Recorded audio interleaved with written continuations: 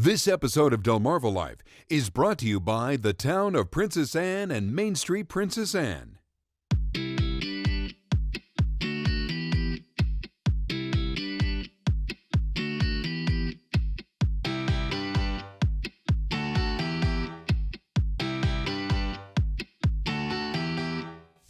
Sitting at the head of the Menoken River, the namesake of royalty. Today we shine the spotlight on Princess Anne in Somerset County, a town established in the 18th century, rich in history. A lot of our public buildings, a lot of our residences are historic and have been here since the late 1700s, early to mid 1800s. And memories. At one time, down in Main Street, that was a booming area.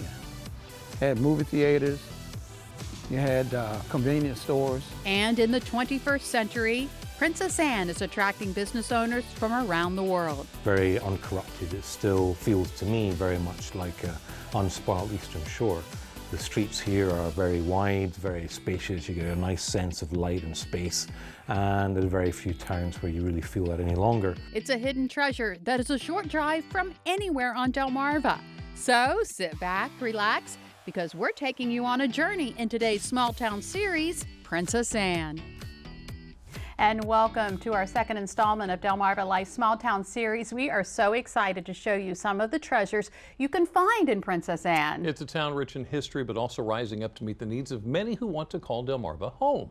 And with a population of just about 4,000 people, Princess Anne was established in 1733 and serves as a county seat of Somerset County. Stroll through downtown, you'll see that much of the 18th century architectural heritage remains, and the people of Princess Anne are proud of that heritage. Famous people from Princess Anne include Samuel Chance, signer of the Declaration of Independence and Supreme Court Associate Justice. And Phillips Lee Goldsborough, who was the 47th governor of Maryland from 1912 to 1916. In the mid-18th century, Princess Anne was a busy market center because of the river trade. At the time, the Menoken was navigable as far as the bridge at Princess Anne.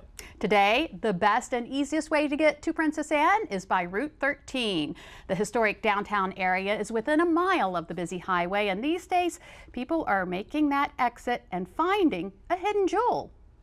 Somerset Avenue in springtime looks like something out of a Norman Rockwell painting. For Princess Anne Town Commission President Garland Hayward, it's always been home. So Garland, you are actually from Princess Anne, is that correct? Yes, I was born and raised here. When you were growing up, did you know that you were going to spend the rest of your life here? Well, I've always been a country boy, so I love the country. And I went to college here, and the only time that I left actually was when I went to the military. Okay. So I pretty much realized that I wanted to be in Princess Anne. Yeah. Now, you have been a big part of what Princess Anne is today. It's been a slow, not always easy process, has it? No, it's been a hard road to climb. We went through our segregation, and then we went through the integration process, and things began to change. At one time, down in Main Street, that was a booming area. You had movie theaters, you had convenience stores, places where you could go and shop and buy clothing. But like everything else, that changed when your major retail stores moved out, and a lot of your main streets began to die out. So now we're trying to revolutionize and rebuild our Main Street.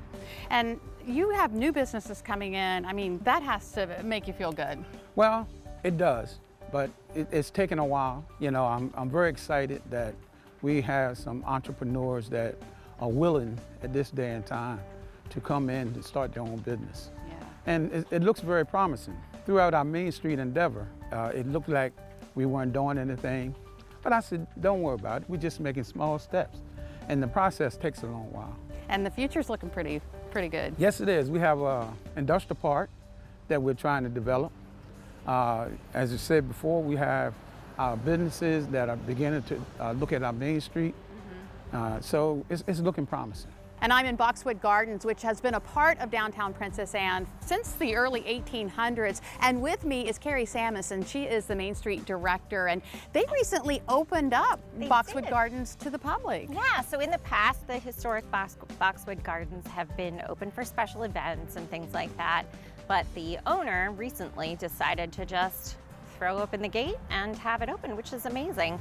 So it's a beautiful spot, kind of nestled right downtown in our historic district. And you can take a little walk through yourself. It's beautiful. There are not only boxwoods here that have been here for, over 100 years, obviously, but there are also a lot of other plants that will be blooming throughout the year, and it's just gorgeous. It's gorgeous. Stunning even in the wintertime. Sure, it really is. And it's part of the historic district of Princess Anne, which Princess Anne really does have a rich historic district. Definitely. So there are actually over 300 structures that are registered within the historic district downtown on the National Historic Registry, which is really cool. You can see a variety of architecture downtown. You can take a walking tour. There are a couple of little brochures that are historic walking guides that you can take downtown, which is pretty cool, and learn a little bit more about some of the buildings. You can do the ghost tour downtown, which is also cool, and learn a different kind of history. Sure. And some of the stories that go along with that. So that's always fascinating as well. And a big part of the revitalization program has been the facades of some of these historic buildings. Yeah, so through funding from the Maryland Department of Housing and Community Development and some of the great work that the town of Princess Anne has done along with Main Street and the Historic Trust and Society, lots of other agencies and organizations have been working collectively to kind of revitalize the downtown area. And so as part of that, there have been a number of facade improvements along the street, and you can see how businesses have not only transformed the exterior of their business, but then kind of simultaneously transformed the interior of their business as well. And it just kind of helps to refresh, but with an eye to the past and kind of honoring that history here, but updating things a little bit as well. So it really is a beautiful downtown. And with the momentum the town of Princess Anne has created, it doesn't look like progress is slowing down anytime soon. And we invited this afternoon to join us Main Street Director Carrie Samus here at Historic Studio D to talk more about all of the great things that are happening in Princess Anne. Thanks for coming in and talking to us. Thank you so much. So Mr. Hayward referred to Princess Anne as a hidden jewel. Definitely. But people are finding it. You've had, They what, are. 9 businesses open in the last year or so? In less than a year, which is amazing. So, there are a lot of really affordable properties. There are affordable storefronts, homes, that sort of thing. So there are a lot of opportunities for new businesses, entrepreneurs, families, things like that, to help us kind of grow. It's a good spot for it. So what do you think it is about Princess Anne that's attracting everyone? Historic charm, certainly. Location, definitely. I mean, we're really kind of situated right between the Atlantic and the Chesapeake, two beautiful edges of Delmarva. We're only 15 minutes south of Salisbury. It's a really great location.